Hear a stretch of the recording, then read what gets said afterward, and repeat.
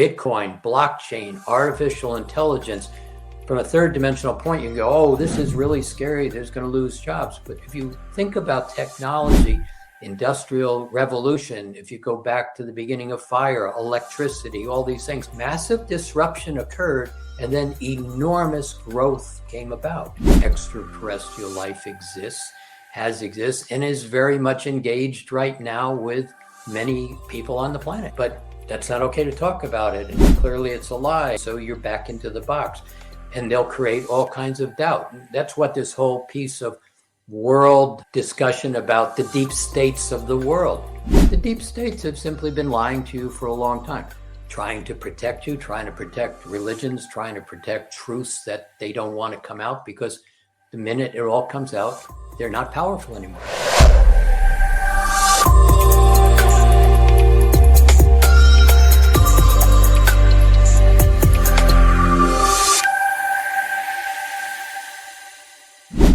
Our guest today is Jim Self. Jim holds technology patents, and he is the founder of Biometric Diagnostics Corporation.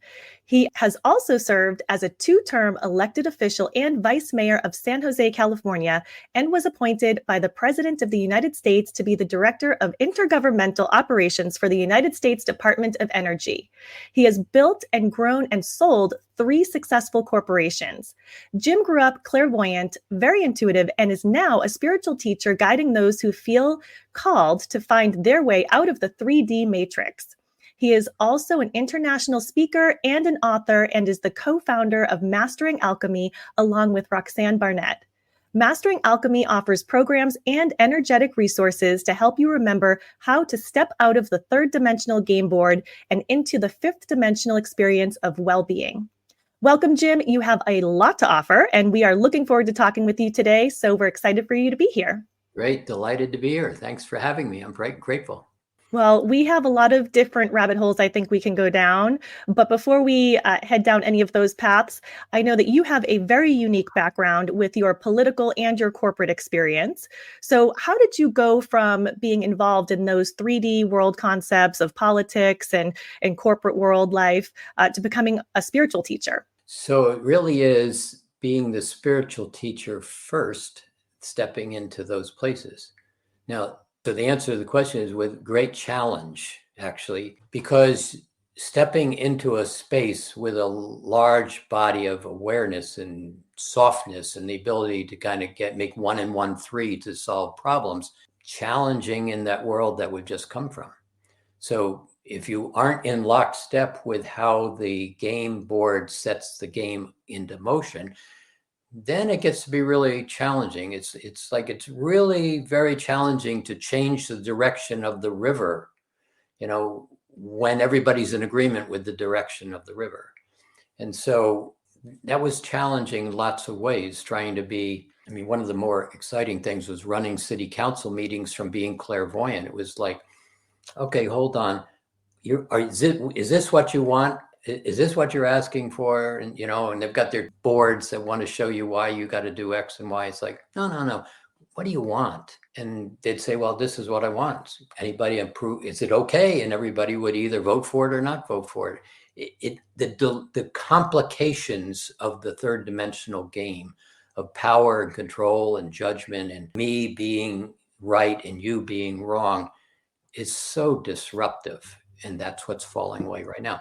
But living that spiritual space, moving through all of that, corporations, politics, White House, it was a foundation in a great way for what's going on right now. And so I'm grateful for the journey. What is the 3D matrix of life all about? Like, why are we here and what comes next? Oh, you want to start with the hard questions first, huh? Yeah. I'll give you the simple answer to it is you signed up. This is not a place that is an accidental place for people to go. This is a human transformation. This is a opportunity that doesn't present itself often in all that is. And so in consciousness, all that is, pretty much it's only light. It's non-physical. and it's joy and beauty and ease and graciousness and creation. There is no fear. There is no doubt. There is no punishment. There's jealousy, rage, anger, resentment. Never existed. And this space was created in a very interesting way. And it was kind of exciting. And so in a way, all of us, or the great majority, and many people came and are on the planet to enjoy the theater. There's many like you that have come to be the directors, the actors, the ones who set the game into motion and played in the play of the game. And so in order to do that, in order to play this, and let me set it up from the beginning, is there was an opportunity to understand creator in a way that's never been understood before. And I'm trying to make it simple. Is you said, I'm going to come and see what is not in creation in order to create a greater perspective of all that I know about the creator and all that is. And so you've come here to play this game of anger, rage, resentment, all of the I'm not okay, I don't deserve, nobody likes me, and wallow around in it in such a way that when you come out of it, you have a perspective that nothing else in all that is has ever had. You're able to see the creator from a perspective that nothing in all that is has ever had before. And so your perspective of what is when you come out of this space is quite grand. Simple. Now, can you hear that? A lot of people can't hear that. It's like, no, you're kidding, but my divorce was really horrible. And when my kid got cancer, really horrible. Yeah, it was. And there's a process to this. And to make it even more interesting is you all, everybody listening, pushed your way to the front of the line and said, send me. In fact, you were rather demanding of it to the creator. Creator smiles and says, okay, let me explain this game to you. So you're going to go down there and you're going to forget who I am. You're going to forget who you are. You're going to put this bag over your head and you're going to wallow around in things you've never done. And it's going to be dark and you're going to find your way back. And you went, hot damn, that sounds, yeah, send me. And oh, by the way, how deep into that darkness should I go? And creator stepped back and said, knock yourself out. And you said, watch this. Being a great being, as you are, not to be known at the moment, watch this. And here we are. That game has gone on for eons and eons of time, and it has been satisfied. And in 2012, if you go back to that period of time, that was a major, major turning point. It was the point where the third dimensional game, the door on this game, was simply closed. Game ended. Oh, but you say, wait a minute, it isn't ending. Look around. You got wars and you got famine, you got blah, blah, blah. It is ended. It doesn't exist anymore, except you believe it exists, so it exists. So there's this game board, and the game board has rules and structures to it. And so some of those rules and structures are duality, linear time. We can talk about that in a minute. There's 5 different configurations of present time. Time is an application, it's not a truth, unless you're in the third dimension. And so as you begin to play at this game, it's conditional. There's nothing on the third dimensional game board that is unconditional. Unconditional love doesn't exist in the third dimensional game board. It does in the fourth dimension, and it does in the fifth dimension, and we live in those all the time. But the way the game is set up, keeps you in this game, and your intention is to figure out how to get out. And so there's words like fear and doubt and hesitation and I'm not okay, I don't deserve, they don't like me, I'm never going to fit. So you've been handed a lot of gifts in your life, and most people never bother to take a look at the gifts. So here, let me give you a gift. You're not okay, somebody says to you. And what we do is we simply go into agreement. We get knocked out of our body, and then we accept this gift. And then we basically walk around saying, what did I do wrong? an answer you will never find because you didn't do anything wrong. In this case, somebody gave you this gift. But what's starting to happen is if you start to realize this isn't about me. My mother, father, teacher, minister who loved me, wanted me to be the best I could be in their image. And then I disappoint them. You're not okay. What's wrong with you? They say. Have you ever been there? And so what happens is it's obviously my fault. What did I do wrong? And then I wear that into my personality all through this life. But that's all changing. You mentioned duality. I have this question. We've had this question on a few times now with some of our guests. Why? Why duality? Oh, gosh, what a great gift, duality. See, you get to see differently. Right and wrong, good and bad, should and shouldn't. That's part of the duality of the third dimensional game. But what about red and blue and yellow and all of a sudden the contrasts that come into the experience from that standpoint? Duality is basically contrast. And in contrast, you get to see the distinction between this and that. And all of a sudden you get to play. You begin to have an opportunity. So in a way, a bigger question or part of the question is, what is creation? How do I create? How do I make creation happen? And it's actually somewhat mechanical. In fact, spirituality is very mechanical. It's love and joy and beauty and all of those things, but it's very mechanical. So in a way, if you think about it, creation is you're sitting there, let's say, in a good place, and all of a sudden something comes to you. And it's like, that's interesting. And it doesn't have any form. It doesn't have any description. It's not a truth. It's just simply an awareness. And so your question to density also, I think, is a question. And so that awareness catches your attention and you drop it down in density. You begin to make it more dense. You have a thought. It's like, that's interesting. I wonder if this. Now you start to form the thought, and then the thought gets more dense, right? You begin to think about it because thoughts are dense. And then you say, I could do this. And it becomes an idea, or it becomes a concept. And then it becomes an idea. And then it becomes a possibility. And then you say, yes. And it's that yes that basically gels it into density at a level that is manageable. So there's a very clear process to how you as a creator being create. In that process, when you have duality, or let's call it contrast, you have this wide range of opportunity to draw from. And I can make my tree green, or I could make it red. I could basically make it big. I could make it small. And so there's the dualities, the left and right of this.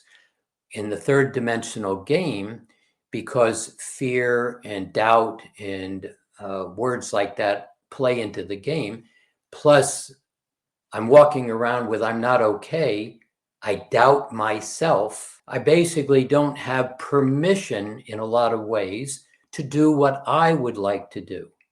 I don't give you permission, the mother says. You're not allowed, the teacher says. And so you've got this conditionality, third dimension, that basically puts you in a box. And when you have that doubt, you hesitate. But look at a little 1-year-old. Look in their eyes. They don't have doubt. They came as creator beings to just simply do it all. And it's all of a sudden the parent, the teacher, the minister says, no, we don't do that here. You don't have permission. And so one of the big pieces that's unfolding right now is the truth is you have permission. It's all about you. You are allowed. And see, once you start recognizing I can, all of a sudden the opportunity for the I can't begins to fall away. Now there's a little bit of a game here because what's happening is everybody's waking up. They're starting to basically have more light coming into their life, and they're starting to ask more questions. But I still have this backpack full of I'm not okay. I'm not allowed. I didn't do it right. I wasn't very smart in school. They didn't like me. And I was embarrassed once when I tried to. And so you're still got all this backpack full of stuff. And what's beginning to happen as you start to recognize that the ability to get quiet in present time, like right now, I'm right here, I have permission. Now, that concept of permission is starting to become clear to people. And it's coming from a place where you haven't had freedom. Permission, freedom begin to be words of similarity. And right now, what's happening is this level of light that's coming into the planet is starting to illuminate this backpack that I don't need this anymore. And so you begin to start to recognize that I can do things differently. And more people are in agreement and more people are talking about it. One of the values of social media is things that could never be talked about because I didn't even know you. Now I can text you back and forth and we can have all kinds of conversations. I can pay attention to what other people think and realize, well, maybe there's more. And that's where this whole game is going right now.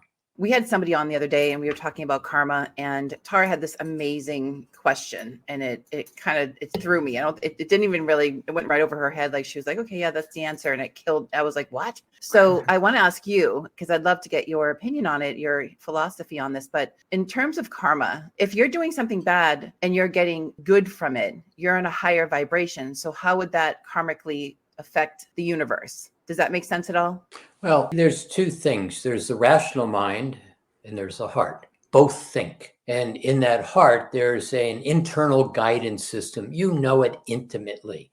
It's the place where everybody says, let's do this. And something says, I don't think so. And if you go along pretty much in 100%, it was like, I knew I shouldn't have done that. The flip side is you're standing on the top of the cliff to dive into the ocean and you got to do it. And everybody goes, no, no, no, you're going to die. And you just look and you go, no, I've got to do this. Every time you follow that internal guidance system, if you think back in your life, you came out on your feet. 100%. Now, the challenge is the rational mind gets in there with saying, no, no, here's all the reason why you should do this. The karma piece is an interesting piece because karma has had value in a different time frame than the time frame we're in. So the belief is, let me give you this piece of information. If you hurt them, they may wind up hurting you. Get into that game back and forth.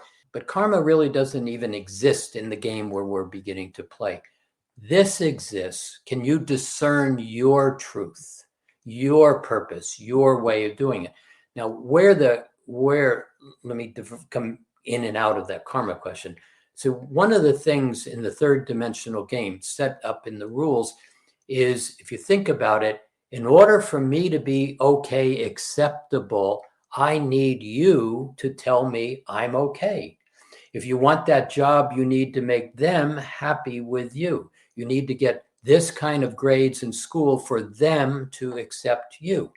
And so the way the game is set up is not about you, it's about them accepting you.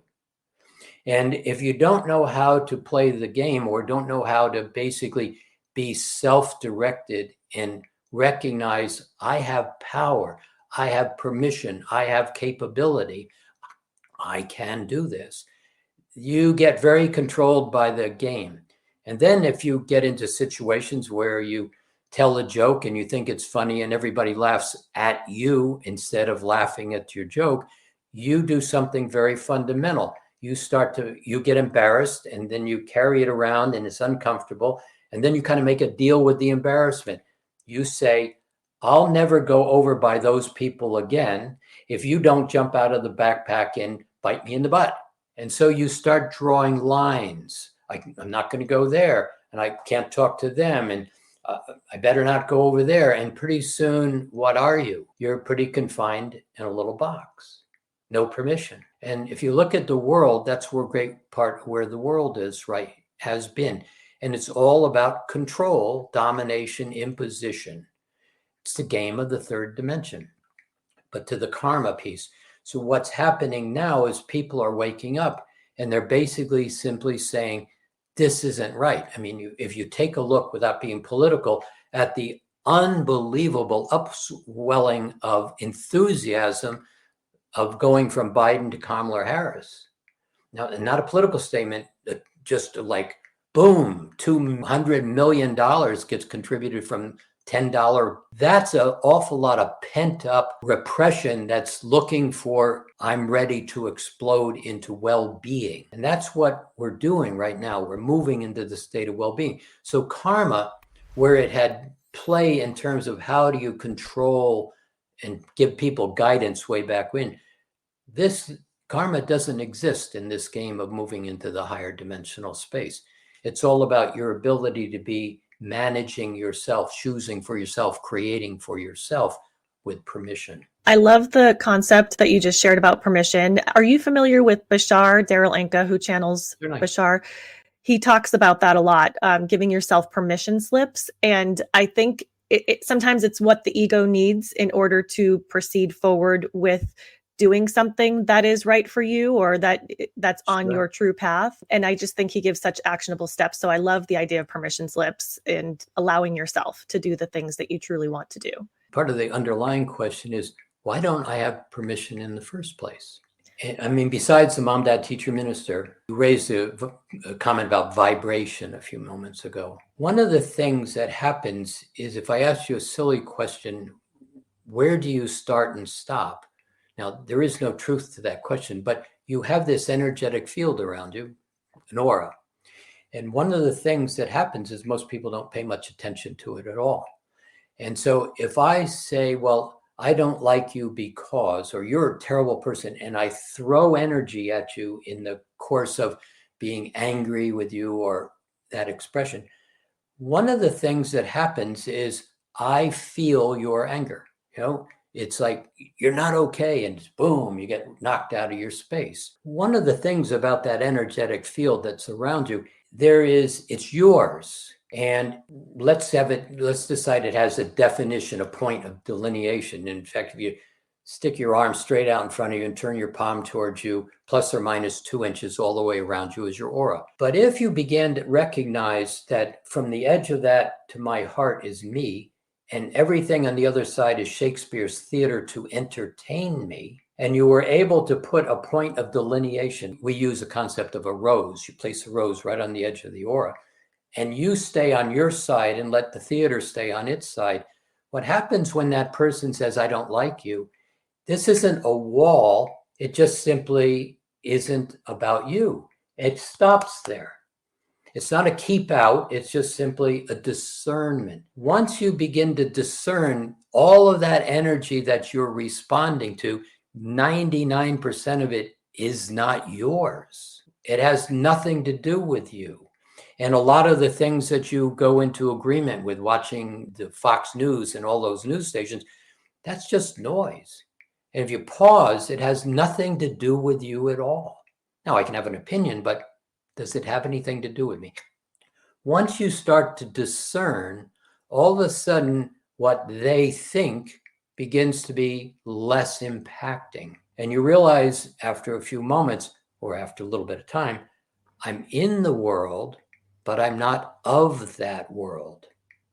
And now the ability to start to discern, what do I want to do? How do I want to play? What's important to me begins to have a whole different body of information that comes to play with it. Wayne Dyer used to say, what other people think of you is none of your business. Exactly. And I love that. So you did mention the concept of time earlier, and that is always a fascinating concept for me. And I know you have a few different ideas around that. Could you share with us, what is time and what does that mean for us here on Earth? And how is that different from the other side? There are 5 different applications or experiences of present time. Now, the one that we know in third dimension is linear time, past, present, future, and then you die. And if you ask 100 people, 99 of them will say, absolutely, there's nothing else. And one person will come up with some kind of a story. But what happens is we've learned to basically look at our past and make a determination, am I okay or not okay? and then look to my future and make sure the things that aren't okay don't pop up and bite me. And so we're constantly living our life between the past and the future. Very little time do we spend in present time.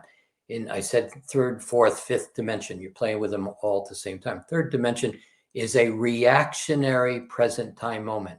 All of a sudden something pops up and you go, oh, this isn't good. You're in present time and you're reacting to something that you didn't want to have happen, for example. That's third dimension. In fourth dimension, a couple of things happen. See, in third dimension, you don't have choice. You have reaction. Now, just hear that lightly. Fourth dimension, you have choice. And in fourth dimension is where everything begins to change, because in fourth dimension, there's three concepts that are interesting. One, you have present time. I'm right now, like we're right now. We're not in lunch in an hour or yesterday's, whatever. We're right here, present time. You have choice. You can agree with these things I'm saying or not agree with them, for example, in present time. But there's another piece that's an odd word, paradox. And what paradox means is what was true a minute ago may not be true now. And what was false may not be false. So here's where third dimension begins. You'd make separations where that person stole from me. They're never going to be okay. This person's always going to think this way. Third dimension. That person shows up on my front porch. I know who they are from 20 years ago and they'll never change. There's no room. But they show up and all of a sudden I remember who they are, but I don't have to judge them by who they were then. In fact, they may turn out to be a pretty wonderful person, like all of us had our moments in past time. But as you begin to play with this, the part that gets really interesting is present time in the fifth dimensional space is simply all about well-being. Just one word, well-being. No fear, no anxiety, no depression, no doubts, just well-being. But the piece that allows you to get into this use of time is we have a belief that the past is fixed. Can't change it. It's how it is, right? It's kind of what most people think. But in fact, the past has two components to it. One component is the fact I stole the candy bar when I was 5 years old and I got yelled at and punished and guilty. And that was the truth. That happened. That was the fact.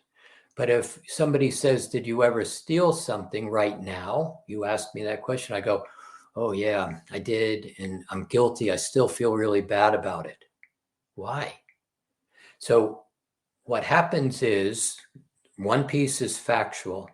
The other piece is emotional. And emotions only exist in present time. And you only exist in present time, right here. And so the question becomes, does that 5-year-old experience have any value to you today? The answer is, well, not going to steal anything again, and probably not. So that guilt you're holding, that embarrassment you're holding, that intimidation you're holding to define your personality by a long time ago event, does that have any value to you? And once you realize that the emotion and the event are two different things, the ability to simply let go of that emotion, the backpack starts to dissipate immediately. You start to all of a sudden it's like, no, I don't have to. I can let this guilt go. You mean I can let it go? Yeah, you can let it go. And you see the person take a deep breath and all of that electromagnetic field of thoughts and I'm not okay simply vibrationally dissipate. So this piece of understanding that the past is not fixed and most of it for you is an emotion. Two things happen. The emotion goes away and the event also kind of leaves your memory field. It has no value to you right now. And most of these events you're carrying around in your backpack, I'm not okay because my mother told me, don't belong to you. They're not even your events. Would it be interesting that if you could begin to bring your past into present and recognize the emotion is of no value, you will also let go of the memories. They disappear. They simply dissipate. And in that place, you start to get to the place where you say, what do I want now? How can I be the creator being I am now? And that's what this whole illumination is about. People are simply beginning to recognize themselves. Switching gears a little bit here, Jim, I wanted to ask, what are your thoughts on the possibility of sentient life on other planets and even possibly on our own planet as we speak? It's not even a question, it's an existence. It is what it is. So the thing is, in this third dimensional game, we've basically been, pushed into this game board. And this is the truth, and this is how it is, and this is how it is.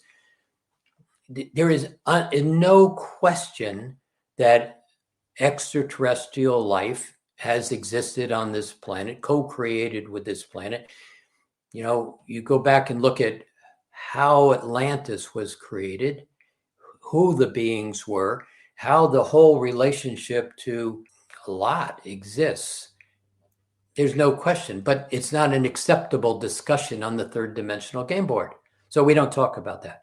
And so you watch all of the governments of the world in massive denial that major presentations of extraterrestrial life exists, and is very much engaged right now with many people on the planet. But that's not okay to talk about it. And clearly it's a lie. And so you're back into the box, and they'll create all kinds of doubt. That's what this whole piece of world discussion about the deep states of the world. The deep states have simply been lying to you for a long time, trying to protect you, trying to protect religions, trying to protect truths that they don't want to come out, because the minute it all comes out, they're not powerful anymore. I don't have control anymore. And so I'm going to tell you a story and you better watch out because they're coming for you. And the average person goes, oh, okay, I better go back into my house. So unquestionably, and the level of involvement right now is very high without interfering. That Star Trek prime directive, non-interference, is very real. Now, does all the beings play by the game? No. Or the rules? No. They're like us. They don't. There's advantages in some cases, but the ones that play outside of the third dimension, they will nudge you. They'll whisper in your ear. They'll give you new ideas, and it's yours to play. The archangels have said, we know all of the possibilities. We know all of the options. We know all of the probabilities, but we do not have a physical body. And everything in physicalness was created from physicalness. And it has to be unraveled from physicalness. And you have the body. And I like to ask that question because I do think there's a direct correlation between ET life, the possibility of ETs on our planet or off our planet, and what we experience here in this 3D world, hopefully moving into 4 and 5D very soon.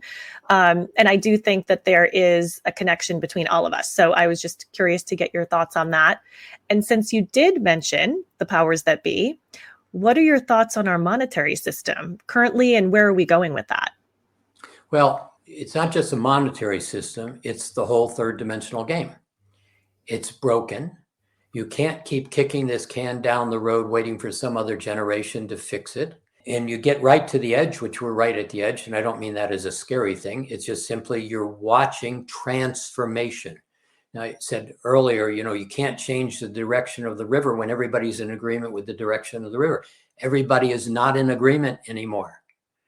Agreement is a key fundamental to everything. If we're not in agreement, if we decide the emperor doesn't have any clothes on, the emperor has no power anymore.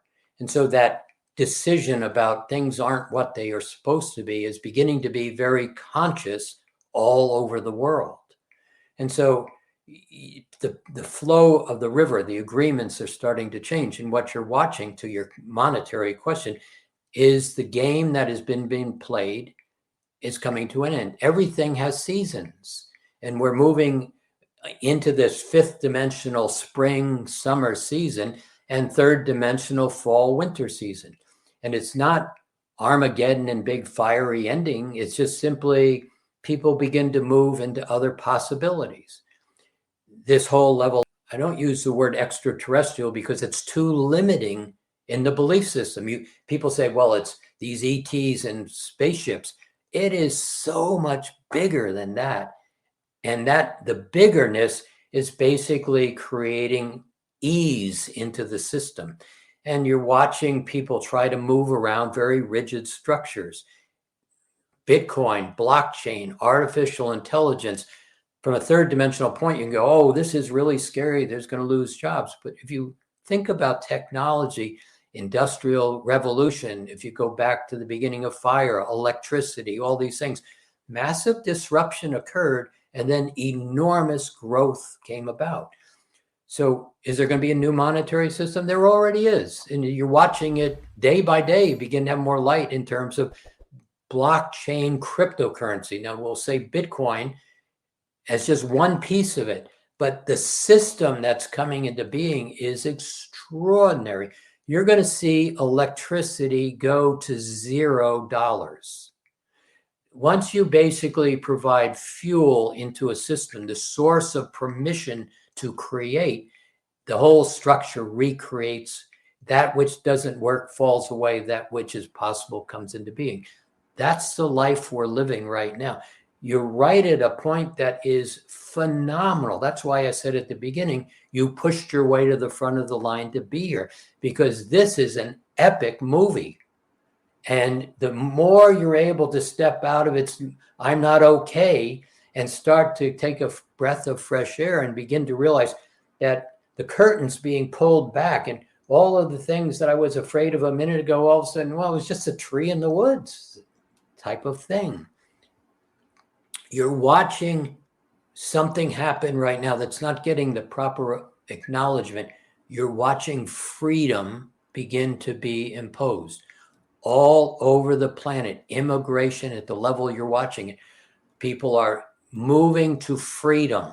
That's the driver. It may be wars, it may be famines, it may be climate change, but make no mistake, people are waking up into there is more and we're going to create it. You've had the United States be a dominant player in massively wonderful creation through the 60s and 70s.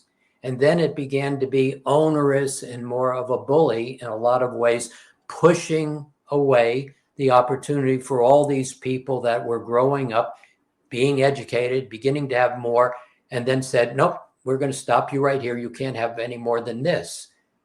And the world was out of that control as much as the governments and others, corporations tried to control them.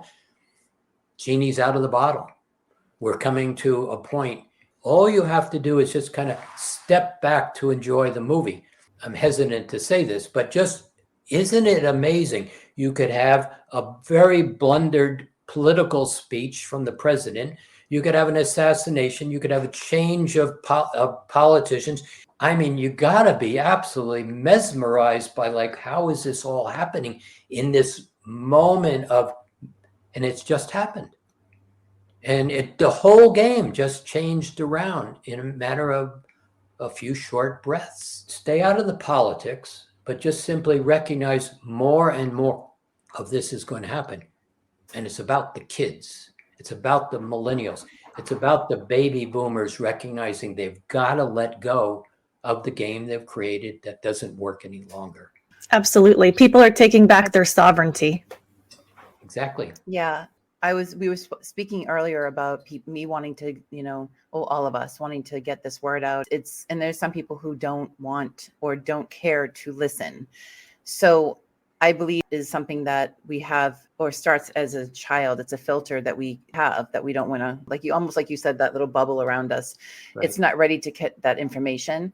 So in terms of our filters, how does that start? Like, how does that begin? Does that start in childhood? How do we learn these filters? Like, why does this happen? Well, you really learn them mom, dad, teacher, minister. They basically say, here's the truth. We do this. We don't do that. We go to this school. We don't go to that school. We like these people. We don't like these people. And so that structure starts at that very, very early age. There is also another whole component as you come in with life path. And you come in with things that you want to learn about and experience. And so you got all those pieces woven together into a evolving personality. And all along the point of the personality, there are intercepting points where you can change, interrupt, redesign, approach it differently. So, if you go back to your comment about karma, well, I punched somebody in the nose and I'm obligated. But if you step out of that belief, that filter, because that's just a filter, and recognize, oh, wow, I didn't do that right. Hopefully someday I can go back and say, hey, I screwed up. They showed up on your front porch, the one I talked about a little bit, and said, I did something that I'm embarrassed about and guilty for, and I really would like to let you know I'm sorry. Deep breath, gone. One of the pieces, here's one of the filters, it's better to give than to receive. Terry, you know that one, right? If that's the belief system, if that's the filter, you all of a sudden have nothing left to give at the end of the day. You gave it all away. If you basically begin to recognize that if I can have more for myself, I have more to give others. Now, that concept of being selfish is one I advocate strongly, because there's two ends to the stick. One is I'm going to step on you, take advantage of you, use you for my gain. That person is in tremendous pain already in their personality. The other side is I'm going to give to myself so I have more to enjoy all of my creation and enjoy people into my creation. And so in that space, that selfishness begins to be something that it's really, you have two opportunities here. 100% for me and 100% simultaneously service to others. It's the moment where you're at the grocery store and you walk out the door and you notice somebody behind you with two bags and you hold the door up and they say, oh, thank you so much. And you say, you're welcome. 100%, 100%. So the piece that is evolving right now is how do I play in 100% simultaneously? How do I begin to hold a level of light, vibration, joy, ease, beauty, gracious cooperation in a way that I get to play together with others? Just the concept begins to disrupt the backpack. They're going to laugh at me if I go there. And so this is what's happening. You're in a massive transition into well-being, and it's happening right before your eyes. It's funny that you mentioned that comment about holding the door, because that is something that it amazes me every time. My whole life, I've always been shocked at how unaware people are to just blow through a door and not be aware of the person behind you. It's such a small task. It's such a small offering just to stand there for an extra second and hold a door. So this is my public PSA. If you are leaving the grocery store or anywhere and you're going through a door and there's somebody behind you, just stop for half a second and hold the door open for them. I mean, it makes a world of difference because you're acknowledging that they exist. To blow through that door and not even just recognize there's a person behind you, it's just so incredibly rude and offensive and disrespectful. And so anyway, that's my little soapbox speech, and I'll move on from that now. Well, you're absolutely correct, Anne, but you have to understand that the average person walking on the street is unconscious of being unconscious. Right. Yeah. Okay. The piece that we're going through right now, and this is where the transition, and my friend Kuthumi, one of the Synod Masters, Kuthumi, said a long time ago, the longest distance in this journey is between the third dimension and the fifth dimension. Everything else is really simple.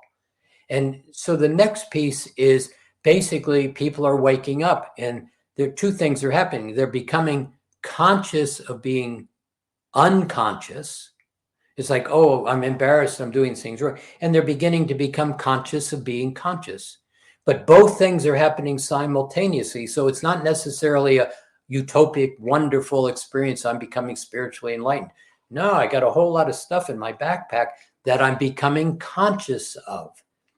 The interesting part, if you can hear it, is as you begin to like yourself, enjoy yourself, love yourself, appreciate yourself, laugh at yourself, that level of light basically allows everything that's been suppressed in that backpack to rise up to the surface and dissipate. You don't have to think it therapeutic. You don't have to go to therapy. get happy. Everything is coming out of that backpack that is not aligned with the love you are, the appreciation you are having for yourself and what's around you. It's leaving very rapidly unless you grab a hold of it and argue for your limitations. With everything going on in the world, the military, the political BS that's going on, all the chaos taking place, what can you share about how that relates, what to expect from a spiritual perspective of what's to come? It's partly that whole question of what do you hold your attention on? What do you give attention to? And it used to be in the third dimensional game, you didn't have a lot of choice because, without getting deep, thoughts are electrical, emotions are magnetic. And when they start to form this, I'm not okay, I'm really angry, how does that feel in the body? It's this really electrically charged, very tightly woven electromagnetic field. And as long as you are in those spaces of resentment and guilt and blame, that is very rigidly locked into place. This shift that's happening is loosening that all up, and in spite of you, you are beginning to be released of a lot of the unnecessary burdens.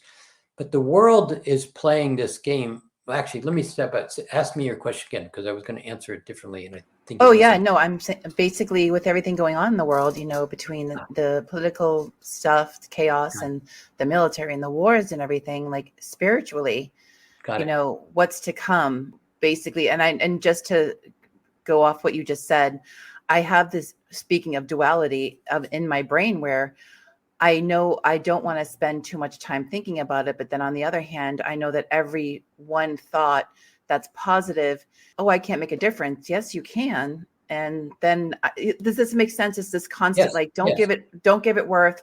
But if you don't give it worth, you're not giving to a positive out. Does that make sense? It does, but let me define it slightly differently. Thank you. It's really, what do you want to give attention to? And you got a gazillion opportunities in front of you at any given time. What happens is, it's not, you're playing in the dualistic game again, third dimensional game, when it's like, I should give positive attention to the good things and fix the bad things. What if you didn't have to fix the bad things? What if literally you just allowed the bad things to be there, and everybody else allowed the bad things to be there, and then pretty soon there was nobody advocating the bad things at all, and they no longer existed? So I said a little while ago, seasons, and you're moving into the season of massive expansion in light, but that third dimensional game is going to disintegrate. It's going to dissolve. It's going to just simply, there are going to be hanger-oners. There's going to be people right now, there are lots of them, who are arguing for their status quo. They can't handle the change that's coming. And so they've got to hunker down. They've got to grab the tribe. They've got to build the walls. They've got to hold on to old belief systems and argue for limitations and status quo. When you just simply step out of it, you begin to see this enormously comfortable possibility that's beginning to present itself. So it's like where we play, and particularly right now in a project that we're playing in, we've got over 3,000 people kind of sitting on the park bench. And it's very simple with concept. Come, let's sit here and begin to put attention on what you would like. Now, we're not going to go over here to the bad and fix the bad. We're just going to leave the bad alone. And pretty soon you start to give more attention into this sense of respect and respectful and respectfulness, and building an architecture. And what this project's all about is the new realm of consciousness. What would you like to see? And when there are two or more gathered, all of a sudden, as I said at the beginning, the turns into an idea, turns into a concept, turns into a process, turns into a density of physicalness. You got 3,000 people after 2 sessions sitting on this park bench, beginning to build an architecture, a landscape, an opportunity. Or do you want to go over and fight the political structure or the war or which feels better? And pretty soon everybody's over here kind of having a nice time in present time, and everything will disintegrate around it. But if you keep trying to fix and argue for those, why are they? And there'll be more and more that'll find the way over to this new realm. And there'll be those arguing for their limitations. Allow them. Now, the challenge is, but what if it's my wife, my husband, my kid, my mother, my father? Challenging. But see, you came here with such a level of light. The moment you start living your truth, your joy, your happiness, that light begins to permeate. And all of a sudden, it takes two to play a game. And when you stop playing the game, the other person just kind of flounders over there, or all of a sudden has permission to simply look at the light you're holding and get out of the game themselves. It's not your responsibility to fix other people. Fix you, enjoy you, and everything else starts to fall in place around you. I always say energy flows where attention goes. So instead of fighting against, say, cancer, advocate for health. So you can still put your energy out there in a positive way, but if you're fighting for, I think the operative words are fight for versus advocate. So if you feel like you have to fight for something, that's probably putting your energy in the negative versus the positive route of obtaining the same outcome that you desire, but just doing it in a different format so that you're actually going to achieve the result. Yeah. See, this law of attraction is perfect. And it's so ridiculously simple that people don't understand what it is. It just says what you put your attention on is what either universe who adores you, who will not second guess you, will not change your creation, will provide you. Period. There's no buts and ands and what ifs and how come and it didn't happen before. No, what you put your attention on, I will provide you. Now, the challenge with that is everybody goes, well, I wanted the car and the relationship and blah, blah, blah. No, the universe doesn't understand English, French, and Spanish very well. What it understands is vibration. And as long as you've got all that backpack, I'm not okay, that's been generated for the last 30 years of going, I'm not okay, I'm not okay, I'm not okay, I'm not okay, you create this huge electromagnetic field that gets very illuminated. And the universe wakes up and says, oh, gee, Tara's in that same place. She must love this stuff. We'll give her a little bit more today in a different size, shape, and color. And we go, wow, why has this happened to me again? Because you're begging for it in that backpack. Let's talk about the light body. What is our light body and how does that relate to us today? So it's something that people throw around all the time. We're going to get in the light body. In Mastering Alchemy, just to kind of talk about what happened, it's like 4 years every week of the archangelics basically and myself having a conversation about what the next session is going to be. And then my job was to step it down so it was easily absorbed. And the process of the light body is an integrated electrical system in so many ways. It is not a body in itself. It is the electrical operating system that allows you to integrate all of your bodies. You have a physical body, an etheric body, which people call the astral body.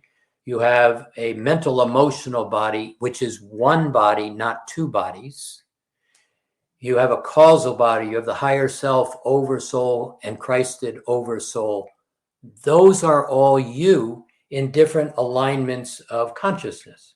And so as you begin to move those morphic fields, the doorway between the different bodies out of the way, and you start to integrate those bodies, and that's what Mastering Alchemy was all about, then you begin to start to add these new 7 strands of DNA into that structure. And as you begin to weave all those bodies together, this light body simply becomes an operating system, that'd be worked simply, to access all of what you know already. And so that's what the light body is. It's not just something, oh, I'm going to put on my light body today. It's very mechanical. You get down into the place where you get to play without going into physics, chemistry, and all that mathematics. You get to play with electrons. You get to play with how do you arrange the atoms and the molecules and the cells to create well-being and to create this alignment, to basically open up layers of consciousness that simply are there, but you don't have the wiring together to be able to absorb it. And that's when that light body begins to start to kick in. It's a cool thing to play with. Along those lines as well, I know that when we're moving into a different dimension, that we are kind of increasing our level of light body. Would that be accurate to say? You're increasing your level of awareness and consciousness. And by doing that, the wiring starts to reconnect. Okay. And it's really that simple. So the answer is yes, and it's mechanical to that point.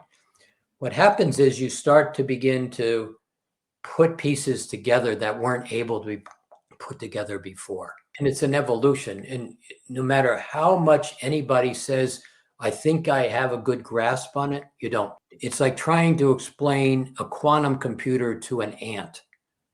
It's just, there's no relationship. However, as you begin to remember yourself, recreate yourself, you already know all of this. And that's the journey back into this level of fifth dimension, which is just one of multiple aspects of consciousness. But it's in this fifth dimension of well-being that the third dimension is being disintegrated.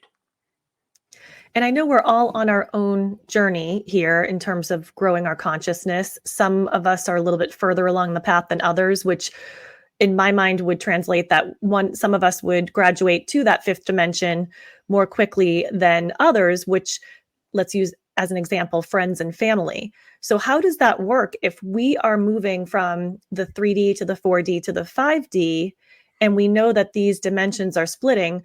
What happens with those friends and family that don't come along with us to that higher dimension? Well, you're in those three states of dimension already, in those third, fourth, fifth. You're living in them right now. It's just a matter of choice. How do you wish to run energy through your body? And can you do it in present time? This concept of present time cannot be talked about enough because we keep looking to our past and our future. When you basically start to get into this space, you begin to evolve. Now, the thing about the person next to you is you have no idea where they have come from, and you have no idea what their path is into the future. And it may be just your simple hello to that person where they burst into a big ball of light, and that's the one thing they needed in this whole consciousness on the planet in order for their own evolution to occur. You never know who's in front of you or what they need. So rather than trying to fix them, fix you. The more you can get into hello, the more you can get into happy, the more you can get into, wow, what a great day. What a nice sweater you have on today. That's all that's necessary for that person who was thinking about suicide a moment ago, all of a sudden got a hello and they put the gun down. You have no idea who's in front of you or why they're here or how they got there. So respect, kindness, appreciation, hello, compliments. Nice to see you. I hope you have a nice day. Walk away. Hold the door. Open the door. Exactly.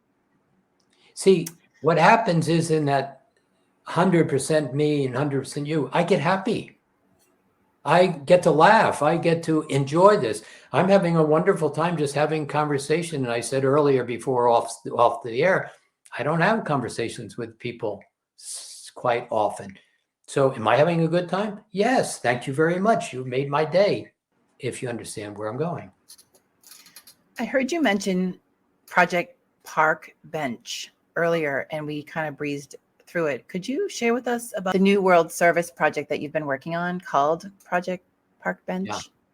Back in around 2018-19, it was clear that there was a series of very large disruptions about to unfold. First one was coronavirus. There are a couple more that will unfold. Maybe a coronavirus again, it doesn't matter what it is, something of that magnitude of disruption. And so coronavirus disrupted the world, not just the health side, supply chains, everything. You cannot go back to 2019. It's not available any longer for anybody on the planet. So going into that, it was really clear that there needed to be a pattern that started to be created as an alternative to this. And again, I'm going to go back. When the river starts to be out of agreement, everybody is no longer in agreement, opportunity begins to present. And so the decision was we needed to gather people to begin to build this architecture of a new realm of consciousness. And so the simple question is, if you could live your life by just a magic wand, what would that look like? What do you want? And inevitably, I want to be happy. That's the fundamental bottom line of everybody. Now, they may want variations.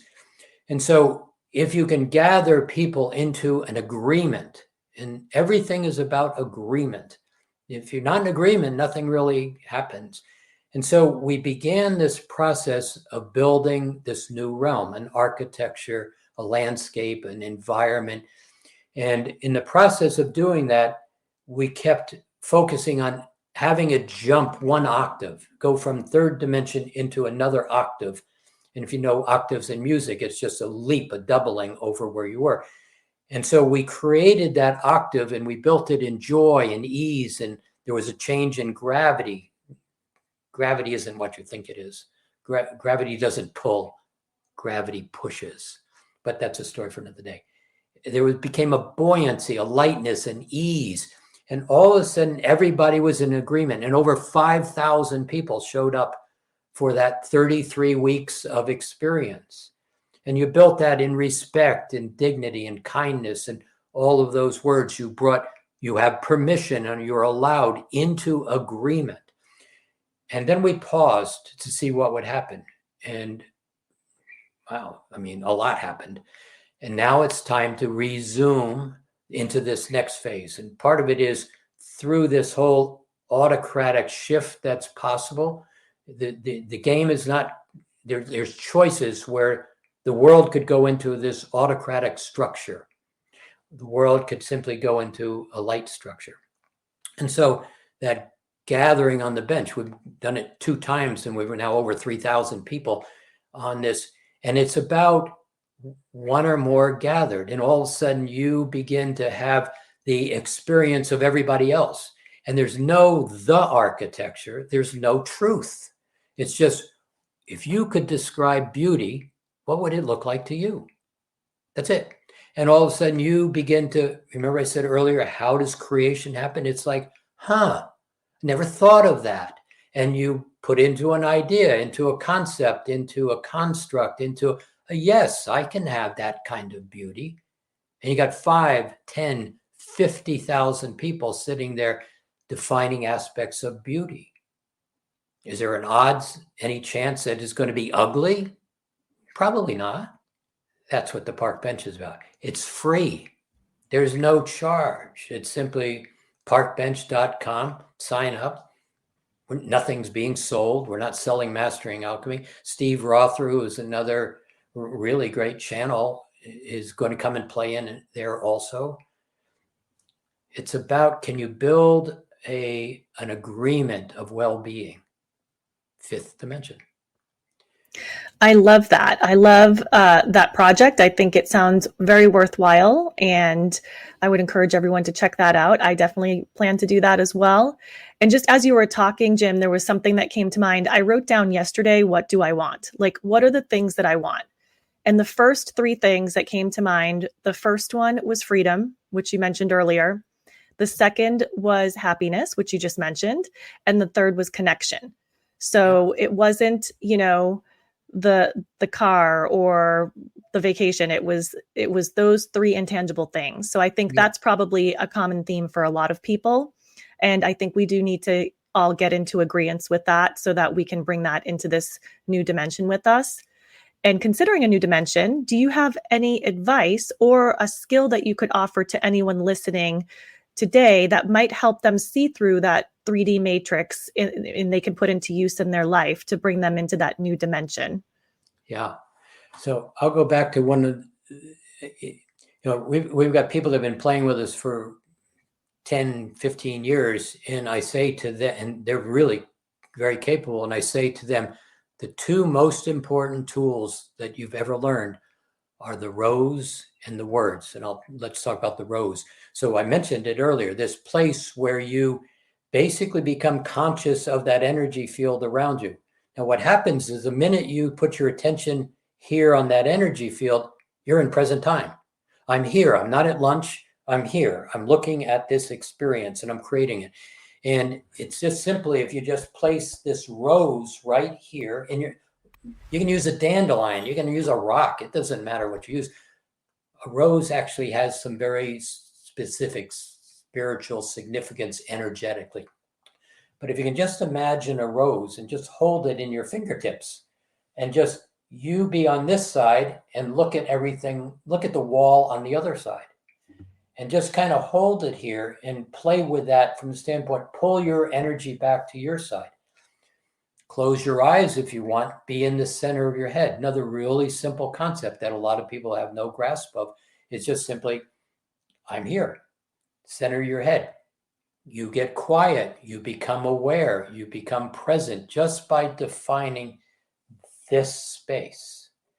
If you can play with it from the standpoint of make it a silly game, walk around with it in front of you, walk up to your partner. And one of the things about it is it stays kind of on the edge of the rose and on the edge of your aura unless people get close to you. Move it back 50%, 50%, 50%, 50%. Stay on your side. It's an amazing feeling. It's like, whoa, this feels different. I'm managing something without everybody in my space. And all of a sudden you start to find that you get quieter, you get present, and many of the things, many of the personalities of other people saying, you're not okay, you don't deserve, relationships, bosses, you stay on your side and all of a sudden you are not responding to the same guilt, punishment, lesserness of somebody else. You realize that a lot of those feelings, thoughts, I'm going to go this far, most of the thoughts you think and a great portion of the feelings you feel are not yours. Pretty strange concept. So whose are they? Put that rose up. Basically, it's not a wall. It's just, I'm going to let everything stop there. It's not a protection. It's not a keep out. See, the minute you give it a definition of a wall, it's protecting me, you're simply drawing to you the things that you want to protect yourself from. So if you can make it this neutral reference point, that just keeps everything that's not mine on the other side. If you play with it, walk around the grocery store with your rose up, bump into people, move it back and forth. It requires a little bit of attention. It's not like, okay, I got it. Some assembly required, but you already know this intimately. It's not a learning. It's a known experience that you're remembering. But all of a sudden you find that things that bother you don't bother you. Things that people say, they're not bothering you as much. And you realize you're changing the game, and that person that you're not giving the victimness to, they're yelling, I'm a victim again. You stop playing the game. They go away because they've got nobody to kick. So one of the most important of the two tools that we play with. That's amazing. Thank you for sharing that. I love having actionable steps to take or exercises or tools to use. So it helps me to kind of focus in on exactly taking certain steps.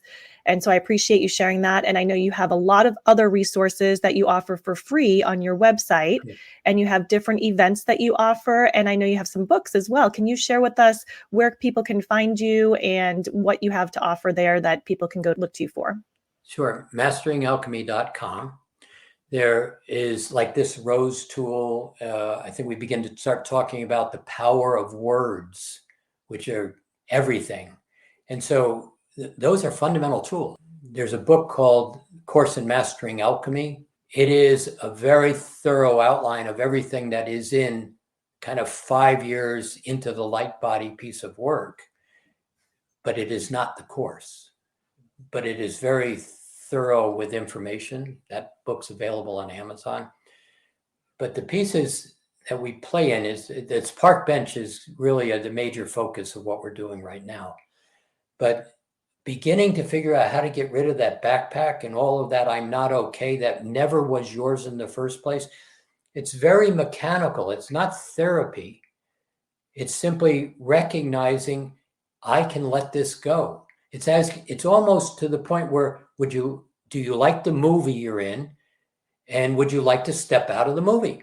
You just can step out. There's no rules and things that need you to stay in the movie, particularly right now as this level of light is coming into your consciousness. But the ability to start to recognize, and I'll say it also, that little bit of discussion we had about the past is not a truth. If you can begin to recognize that the emotion I'm holding is what's got me locked into that past memory. And if you recognize, yes, I stole the candy bar, and do I need to be guilty about it 40 years later? Does it support me in my life where I am right now being guilty? Because that guilt is all of a sudden wrapped around other things that you live your life around. Would you like to let go of that guilt? It has nothing to do with you right now. It's simply deciding I can let go of it eliminates that electromagnetic field when you're genuine. It's not like, oh yeah, let it go. You didn't do anything.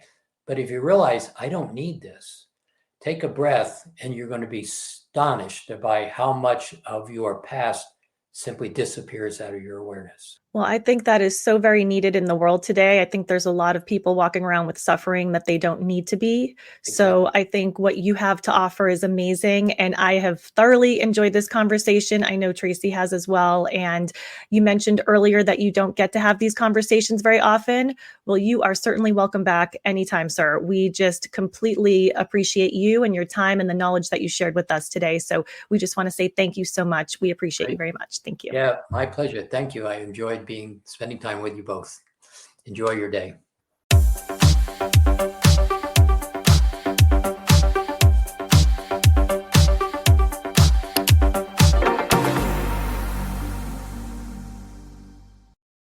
Hi, Jim.